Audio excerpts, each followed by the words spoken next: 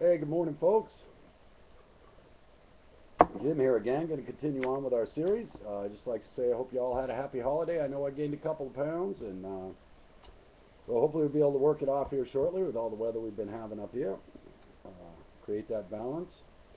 Um, so let's discuss what we've been doing. We've learned protection, water, fire, shelter. We've learned how a tactical vest can distribute weights evenly across our bodies so we're not so cumbered by a pack hanging off our back. Um, we've discussed SEER, survival, evasion, resistance, escape. We focused on survival and evasion. To avoid contact is to avoid conflict. Many people said, well, I don't want to look tactical when I bug out. Put a poncho on. For every problem, there is a solution. Adapt, improvise, overcome. Get out of the box. Become your own person, your own prepper.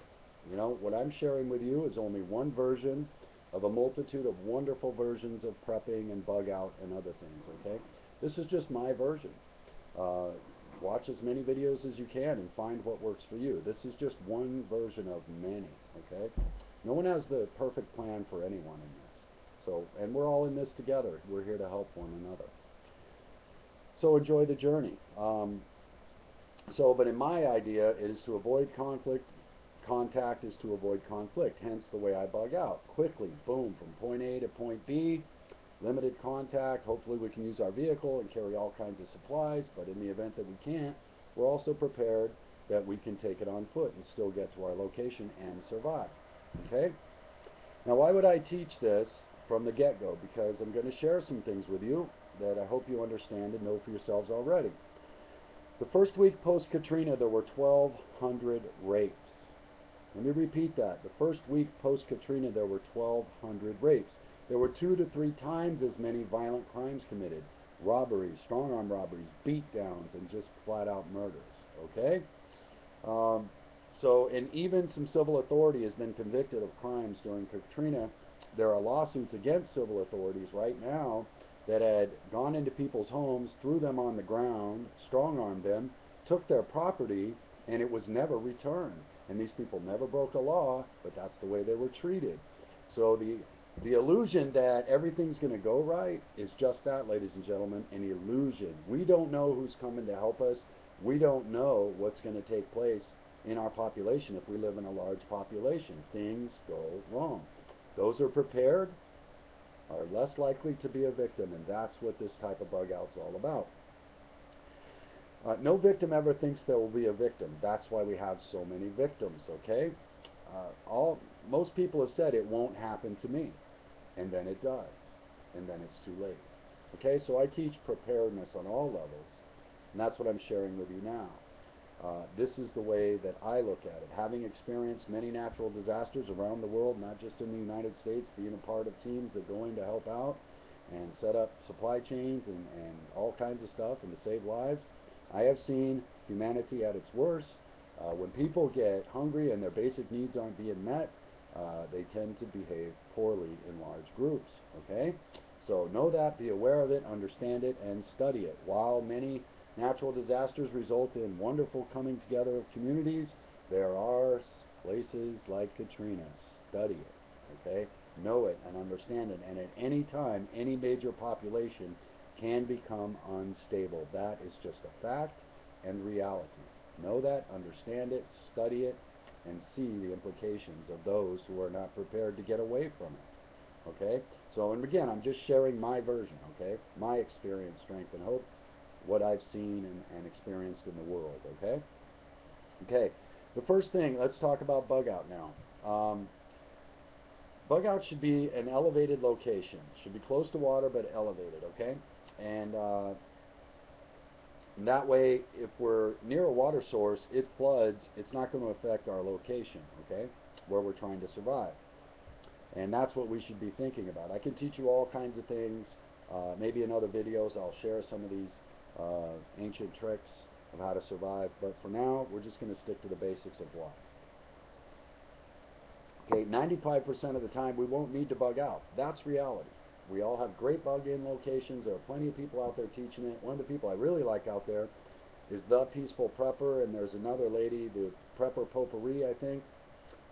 Both have wonderful city bug-in and bug out ideas for people who live in a city. They think outside the box, and they become more diversified, and they do their thing, and it's awesome. And I refer a lot of people to their channel as well. Okay, but this is just my version, one of many. Okay, um, so 95% of the time we won't even need to bug out. Okay, but let's look at one way of bug out, and that is what I call the bushcraft vacation. Okay, and what that is learning to apply the skills of basic bushcrafting or survival and bring them back into our lives, not only our lives but our family lives, to train for bug out like a camping vacation, to find a piece of land or a location and just begin to go there regularly and camp and visit and continue to build and expand on a shelter that becomes really nice. If you return to the same campsite or piece of land, 10 times over 2 years, you can actually build yourself a pretty nice little log shelter, given a few skills, okay, that you can learn. Add a 4-dog stove or a sheep herder stove, you can survive 20, 30 below. And that's the beauty of it. Get outside the box, right? Don't get stuck in a box of conformity or limitation. Become your own prepper, become your own person, be you, rather than what other people try and push on you. And remember, this is only one version, okay? And I'm one for options, opportunities, possibilities. I'm not for one for being locked in a box, and I'm also for balance, okay? A chain is only as strong as its weakest link. Now let's get to why bug out is important. Because, okay, there are earthquakes, tornadoes, fires, floods, volcanoes, right? All of these things can happen anytime, any place. And in every region of this country, there is a threat all the time, right? There is a potential threat for every region. It may be different for each one, but there is threats in every region.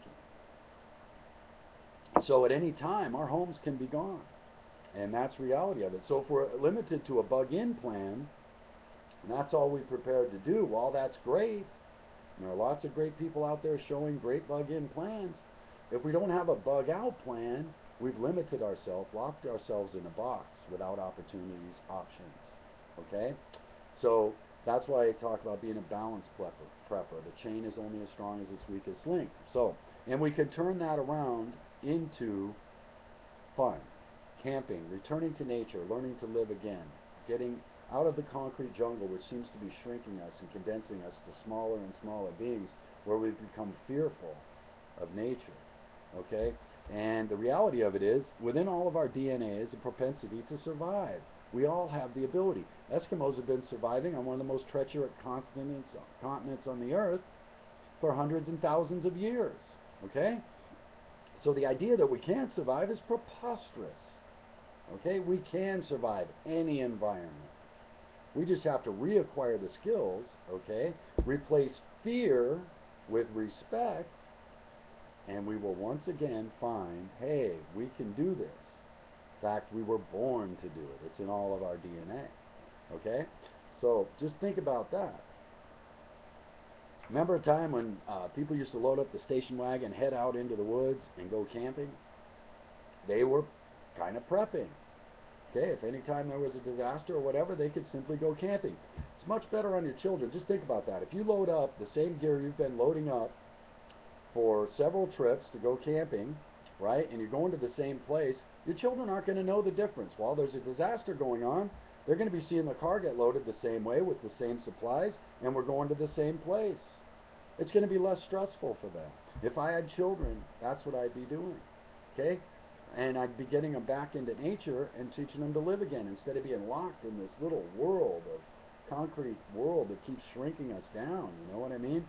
There's got to be more than life than a bag of chips and a couch and honey boo boo, right? I mean, that's why so many people are on antidepressants. Their souls are screaming out. There's got to be more than this. That's what's happening to us. We've become locked in this concrete jungle conformist box, right?